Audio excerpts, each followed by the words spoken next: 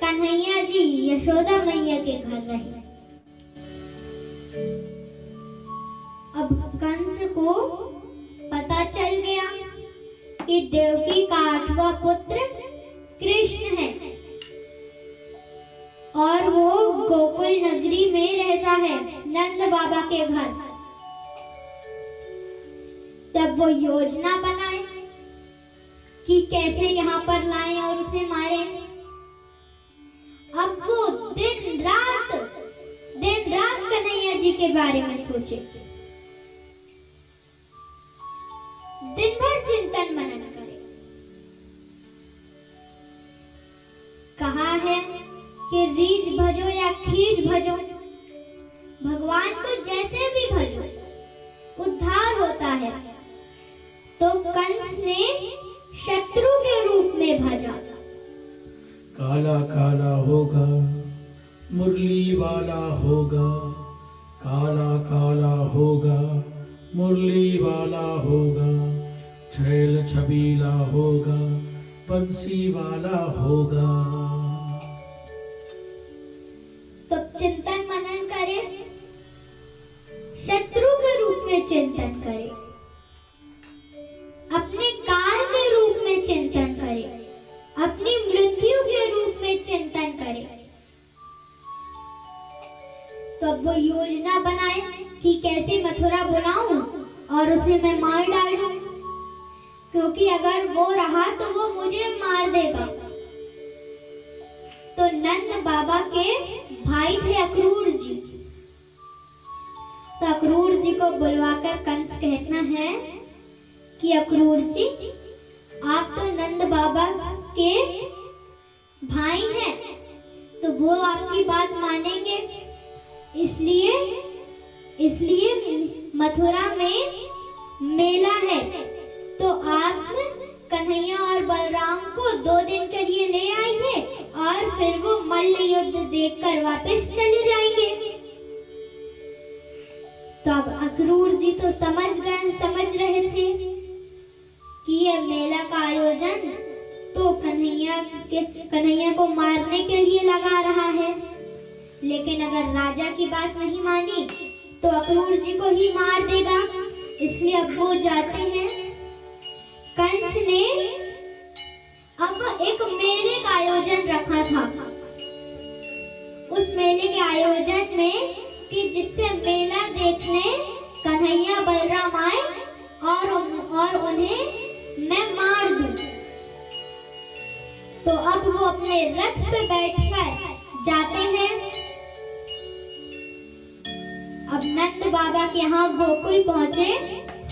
तब नंद बाबा के यहाँ पहुंचे तो नंद बाबा ने चरण धोए, उनके चरण धोए, भोजन करवाया, फिर रात्रि को उनके पैर दबाए। फिर नंद बाबा ने पूछा कि भैया यहाँ पर कैसे आना हुआ आपका? तब अक्रूर जी कहते हैं कि अरे मथुरा में मेला है, कंस ने भेजा है, तो कन्हैया और बलराम को मैं 2 दिन के लिए मेला देखने ले जाऊंगा और फिर मल्ल युद्ध दिखाकर वापस छोड़ जाऊंगा। अब तो वो तो हो गए बड़े खुश। हाँ हाँ हाँ, मेला देखने जाएंगे, हम तो मेला देखने जाएंगे।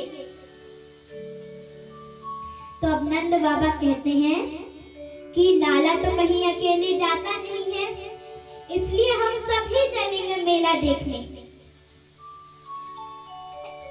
अब ये बात मैया को पता चलती है, तब मैया को बहुत दुख होता है कि जिस लाला को मैं एक क्षण भी आंखों से ओझल नहीं करती, उसे मैं 2 दिन बिना देखे कैसे रह पाऊंगी। मैया ने इजाजत नहीं दी। मैया को ग्वाल बाल सबने कृष्ण कन्हैया जी ने समझाया, बलराम जी ने समझाया, नंद बाबा ने समझाया, क्रूर जी ने समझाया, लेकिन वो नहीं माने। बहुत समझाया, लेकिन उनने आज्ञा नहीं दी जाने की। फिर कन्हैया जी ने अपनी माया से मैया की बुद्धि भ्रमित कर दी। तब मैया ने जाने की आज्ञा दी। तब जाने की आज्ञा मिल गई। तो अब सवेरे अक्रूर जी के रथ पे कन्हैया जी और बलराम जी बैठ गए और दूसरे रथ पे सारे ग्वाल बाल के साथ नंद बाबा बैठ गए। तो अब ये बात गोपियों को पता चलती है तो उनको अपार दुख होता है, उनके मन में अपार दुख आ जाता है। जैसे ही बात पता चलती है तो वो जाके रथ को घेर लेती हैं और कहती हैं कि कन्हैया हम तुम्हें जाने नहीं देंगे, हम तुम्हें जाने की आज्ञा नहीं देंगे। तब कन्हैया कहते हैं कि अरे गोपियों, तुम इतनी व्याकुल क्यों हो रही हो? तुम उदास मत हो, मैं तो सिर्फ 2 दिन में मेला देख के आ जाऊंगा। तो गोपियां कहती हैं, नहीं कन्हैया, हमारा मन कह रहा है कि तुम 2 दिन के लिए तो जा रहे हो, लेकिन अब कभी नहीं आओगे। तो कन्हैया कहते हैं, नहीं नहीं गोपियों, ऐसा नहीं होगा, मैं सिर्फ 2 दिन में मल्ल युद्ध देखकर वापस आ जाऊंगा।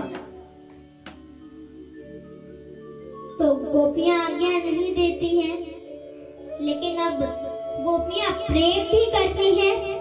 तो प्रेम का तो यही मतलब है कि जिससे प्रेम करती है उसकी खुशी देखें। तो अब कन्हैया जी की खुशी के लिए अब जाने की गोपियों की ओर से भी आज्ञा मिल जाती है। अब राधा जी को भी पता चलता है, तब राधा जी भी बहुत उदास होती हैं। लेकिन अब कन्हैया जी की खुशी है, तब आज्ञा दी। अब मथुरा पहुंचे तो मथुरा में फिर अब आगे चले तो अब जमुना जी पड़ी। तो जमुना जी में अक्रूर जी ने कहा कि अब गोकुल आए हैं तो जमुना जी में स्नान ही कर लेता हूँ मैं। तब स्नान करने के लिए जमुना जी में डुबकी लगाने के लिए अंदर होते हैं, तो अंदर कन्हैया जी दिखते हैं। फिर अक्रूर जी ऊपर देखते हैं कि अगर कन्हैया इधर है तो ऊपर कौन रथ पे बैठा है। ऊपर देखते हैं तो ऊपर भी कन्हैया जी हैं।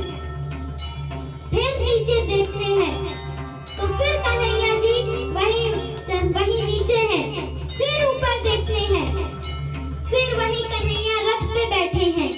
फिर जैसे ही वो डुबकी लगाने के लिए दोबारा अंदर होते हैं, तब कन्हैया अपने विराट चतुर्भुज रूप में दर्शन देते हैं। बोलिए कृष्ण कन्हैया लाल की जय। तब अक्रूर जी के मन में जो संकोच था, जो डर था कि कहीं कंस इन्हें मार न दे, वो सब दूर हो गया। वो समझ गए कि ये कन्हैया कोई सामान्य बालक नहीं है, ये तो साक्षात विष्णु है। फिर अब मथुरा पहुंचते हैं।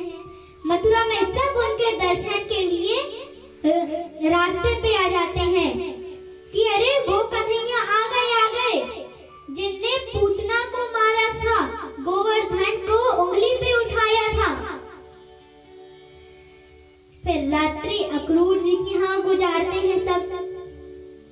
फिर सुबह उठ के कन्हैया जी ग्वाल वालों के साथ मथुरा देखने चलते हैं कि अब मामा की नगरी कैसी है, थोड़ा घूम के देखें तो। फिर अब घूमने निकल जाते हैं तो अब धोबी घाट में पहुंचते हैं। तो वहां पर ग्वाल वाल कहते हैं कि कन्हैया हमारे पास तो अच्छे कपड़े हैं नहीं पहनने को, तो क्यों ना धोबी से मांग लिए जाए। तो कन्हैया जी कहते हैं ठीक है, अब मामा की नगरी है तो जो है मामा ही है। तब कन्हैया जी कहते हैं कि मामा हमें कपड़े दे दो पहनने को। तो वो धोबी कहता है चलो भागो यहाँ से, यहाँ पर कोई कपड़े नहीं मिलते, यहाँ पर तो राजा कंस के कपड़े धुलते हैं, तुम्हें कोई कपड़े अपने नहीं मिलने वाले, भागो यहाँ से। अब धोबी बोलता है पता नहीं कहाँ से आ जाते हैं। तब कन्हैया जी के ग्वाल वालों को बोला, तब कन्हैया जी को क्रोध आ गया। फिर कन्हैया जी ने जो मुष्टि का प्रहार किया, वहीं पर वो धोबी गोविंदाय नमः हो गया। और फिर अब कपड़े पहन लिए हैं।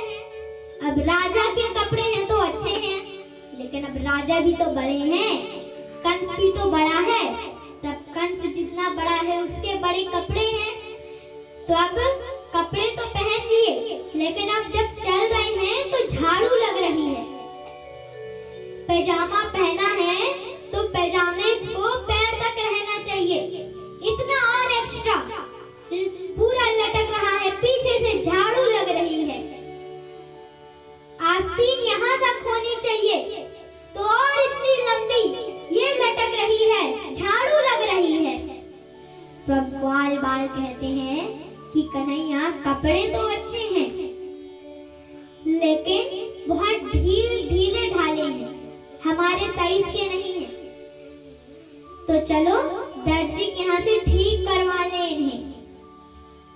तो कन्हैया जी ने कहा ठीक है चलो। दर्जी के पास जाते हैं तो दर्जी ने अच्छे नाप के कपड़े बना दिए। अब सुंदर अच्छे कपड़े पहने हैं सब। फिर ग्वाल बाल कहते हैं कि कन्हैया कपड़े तो बहुत अच्छे हैं, लेकिन अगर अब माथे पे थोड़ा तिलक लग जाता, सुगंधित चंदन लग जाता तो और भी अच्छा होता। उतने में सामने से कुब्जा आई, जिसे श्राप मिलने के कारण उसकी कमर झुक गई थी, इसलिए अब वो ऐसी हो गई थी। तब सामने से कुब्जा आई। तब कन्हैया जी ने कहा हे सुंदरी, हमें भी चंदन लगा दो। अब हाथ में चंदन का कटोरा लेके आई थी। वो रोज चंदन को लेकर कंस के पास जाती थी और कंस को चंदन का तिलक लगाती थी। तो वहां पर वो पहुंची। तब कन्हैया जी कहते हैं हे सुंदरी, हमें भी तिलक लगा दो चंदन का। तो हमें भी चंदन लगा दो। तो कुब्जा कहती है, तब कुब्जा को पहली बार किसी ने सुंदरी कहा, पहली बार कन्हैया जी ने सुंदरी कहा, और लोग पता नहीं क्या क्या शब्द उपयोग करते थे, उसे क्या क्या नहीं बोला लोगों ने। फिर सुंदरी सुना। तब कुब्जा ने सोचा कौन मुझे सुंदरी बोल रहा है, तब मैं तो उसे तिलक लगाऊंगी। तब उसकी कमर झुकी हुई थी, तब वो तिलक कैसे लगाए। तब हाथ उसका उठ नहीं रहा था, तो हाथ नहीं उठ रहा था, इसलिए अब भगवान ने उसके पैरों पर अपना पैर रखकर उसकी ठुड़ी यानी कि यहाँ पर हाथ लगाकर उसे ऊंचा उठाया, तो वो खड़ी होकर एक सुंदर स्त्री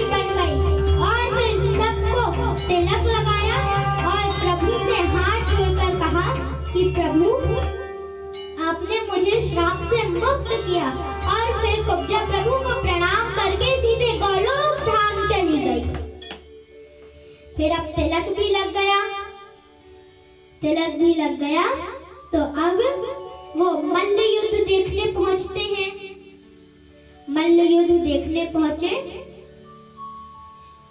अब मल्ल युद्ध देखने पहुंचे तो अब उन्हें द्वार पे कुंवरिया पीठ हाथी मिला।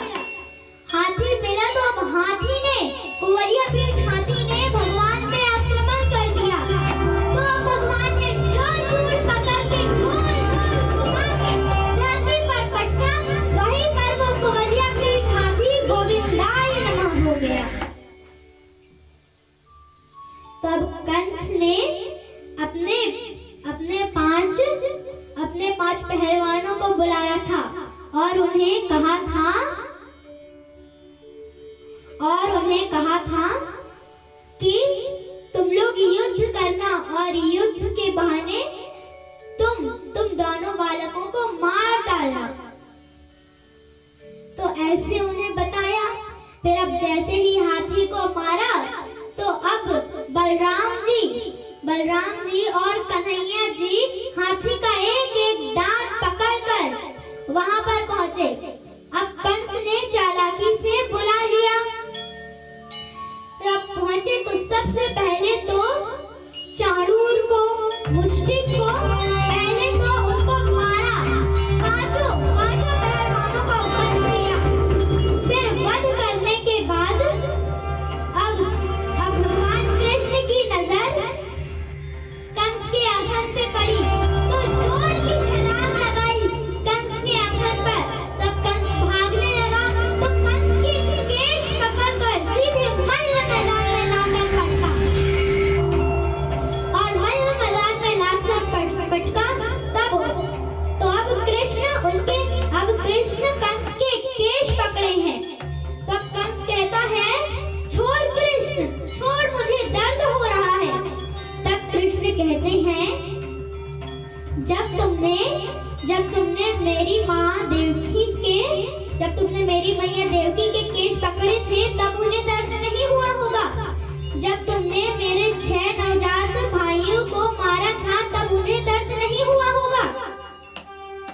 तब तुम्हें दर्द नहीं हुआ और अब तुम्हें दर्द हो रहा है।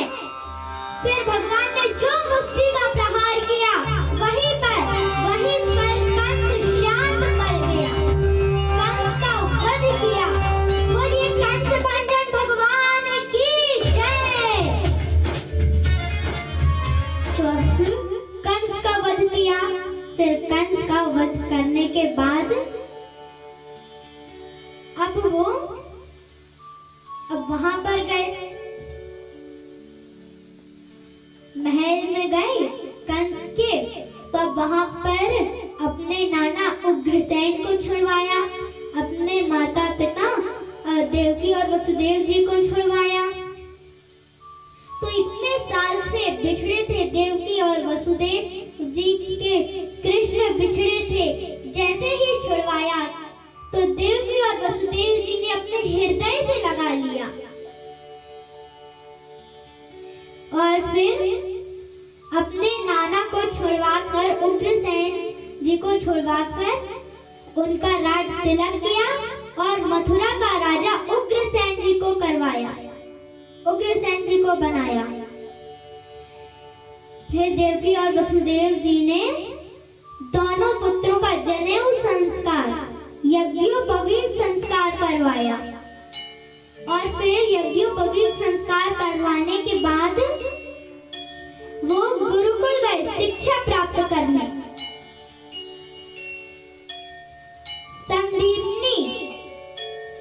संदीपनी मुनि के पास शिक्षा प्राप्त करने गए। तो अब 64 दिन में, 64 डेज में उनने 64 ही कलाएं सीखी और उनके अलावा और भी कलाएं सीखी। माया शास्त्र,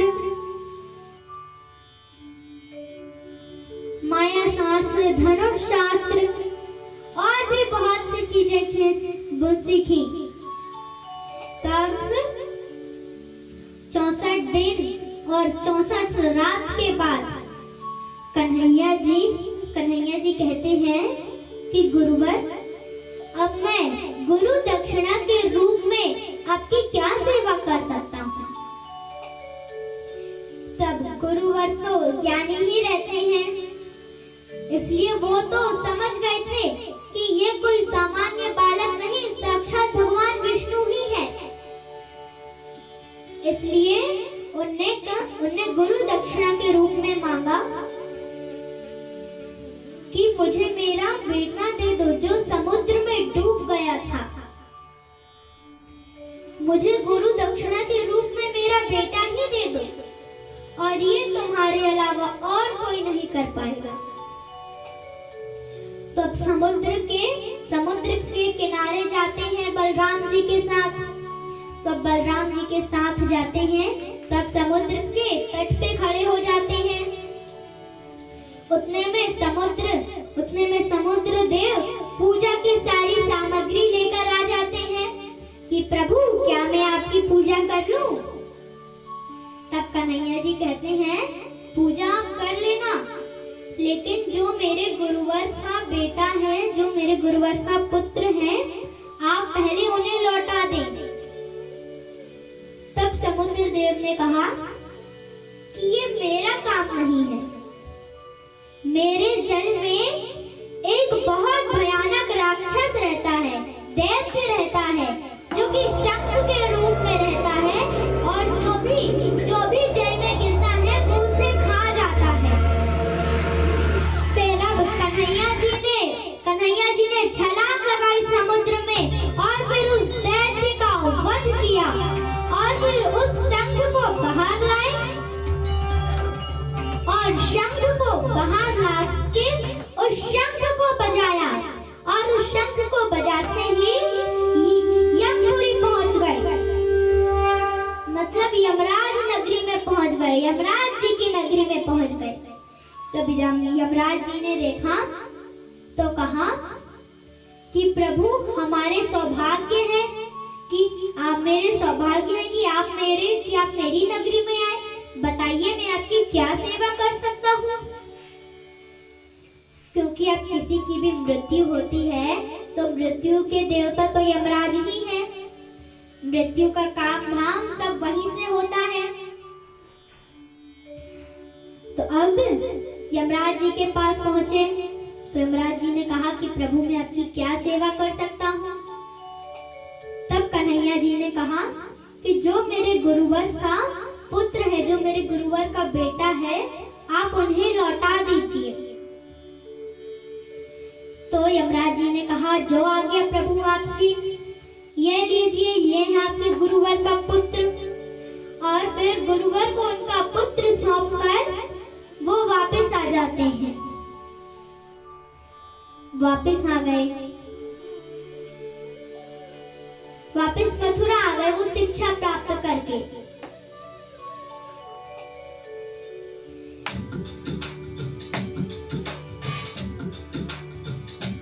श्रीमन नारायण नारायण नारायण, श्रीमन नारायण नारायण नारायण, श्रीमन नारायण नारायण नारायण, श्रीमन नारायण नारायण नारायण, श्रीमन नारायण नारायण नारायण।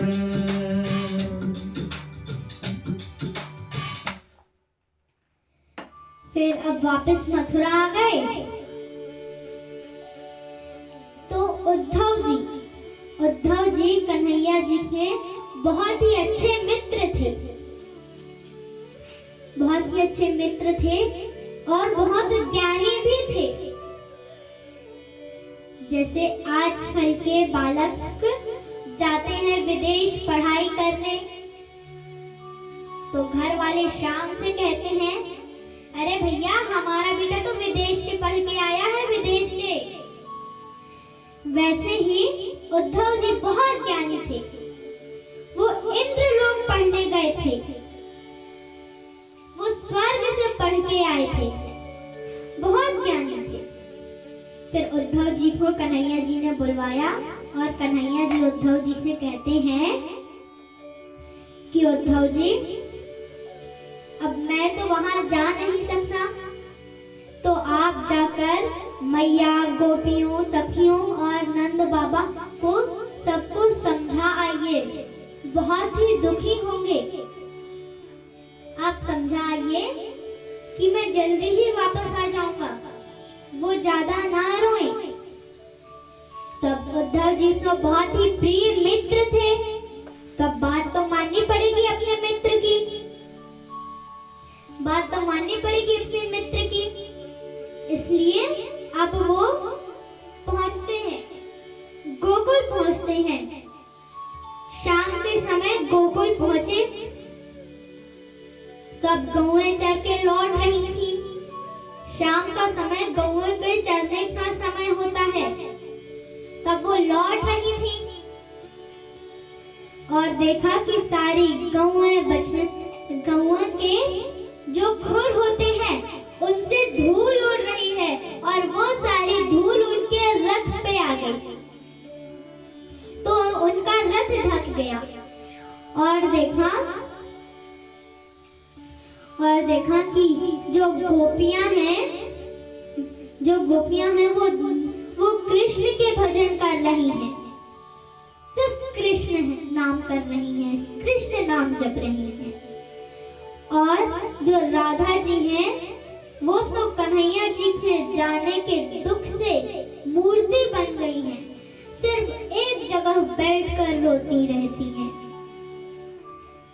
गोपियां रोज आके अपने सपने बताती हैं, क्योंकि अब कन्हैया जी की लीलाएं याद कर रही हैं। कोई गोपी आके कहती है कि राधा, मेरे सपने में आया कि कन्हैया माखन चुरा रहा है। तो कोई गोपी बोलती है, मेरे सपने में आया कि कन्हैया बछड़े छोड़ के भाग गया। तब राधा जी को तो नींद ही नहीं आ रही, जिन खुली आंखों से कन्हैया को देखना चाहती हैं, जिन आंखों में सिर्फ कन्हैया बस चुके हैं, वो आंखों से दूर हो गए हैं, तो उन्हें नींद ही नहीं आ रही। फिर नंद बाबा के यहाँ पहुंचते हैं। नंद बाबा के यहाँ पहुंचते हैं तो उद्धव जी तो कृष्ण जैसे ही दिखते थे, उनके जैसे ही पीले वस्त्र धारण किए हुए, उन्हीं के जैसे दिखते थे। तो नंद बाबा के यहाँ पहुंचे। तुम्हारी याद आती है, तुम्हारी याद आती है, बताओ क्या करें मोहन। तुम्हारी याद आती है, तुम्हारी याद आती है, बताओ क्या करें मोहन। न रातों को सुलाती है, न नींदों में जगाती है, तुम्हारी याद आती है, बताओ क्या करे मोहन। गोपियां और राधा जी कह रही हैं कि तुम्हारी याद आती है, बताओ क्या करे मोहन। पल पल जीना दुश्वार हुआ, पल पल जीना दुश्वार हुआ, बिन तेरे सब बेकार हुआ। तुम्हारी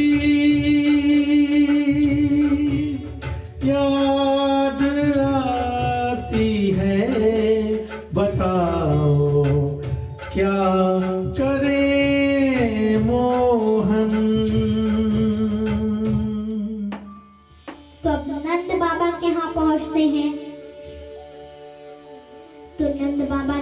स्वागत सत्कार करते हैं। नंद बाबा अच्छे से स्वागत सत्कार करते हैं और फिर पूछते हैं कि आपका यहाँ कैसे आना हुआ उद्धव जी। तो उद्धव जी कहते हैं कि कन्हैया ने भेजा था कि आप लोगों को संभाल लूं। तो नंद बाबा कहते हैं कि क्या कन्हैया को भूल चूक से कभी बातों में हमारे भटके याद आती है कि नहीं। तब उद्धव जी कहते हैं आती है, बहुत याद आती है। फिर मैया को देखते हैं तो मैया की आंखों से तो आंसू बंद नहीं हो रहे, रोते ही जा रही है मैया।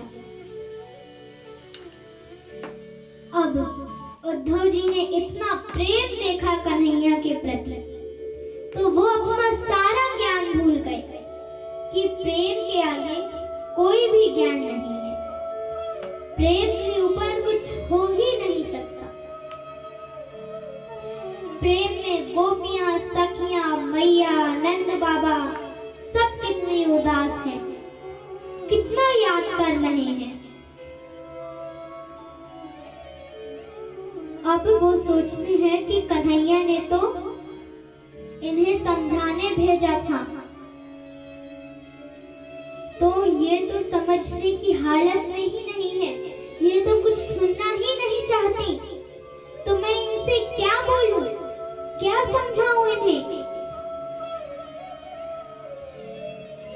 तो अब गोपियों को पता, गोपियां देखती हैं कि ये नंद बाबा के घर के सामने ये किसका रथ खड़ा है। तो अब वो ज्यादा ध्यान नहीं देती कि कौन है। फिर अगले दिन उद्धव जी जाने की तैयारी करते हैं तो गोपियां आके पूछती हैं कि उद्धव जी क्या कभी कन्हैया को हमारी याद आती है, वो कभी वापस आएगा, कभी आएगी कन्हैया वापस। तो उद्धव जी कहते हैं तुम लोग कितना प्रेम करती हो, जरूर आएंगे, जरूर आएंगे, एक दिन वो जरूर आएंगे तुम लोगों के पास, तुम लोग उदास मत हो। फिर अब वो ऐसा कहकर रथ में बैठकर अब वापस मथुरा पहुंचते हैं और फिर सारा हाल बताते हैं। सारा हाल बताने के बाद अब कन्हैया जी द्वारका नगरी बसाते हैं। फिर द्वारका नगरी बसा के अब 9 बार जरासंध ने मथुरा पे आक्रमण किया था, इसलिए कन्हैया जी ने द्वारका नगरी बसाई। बोलिए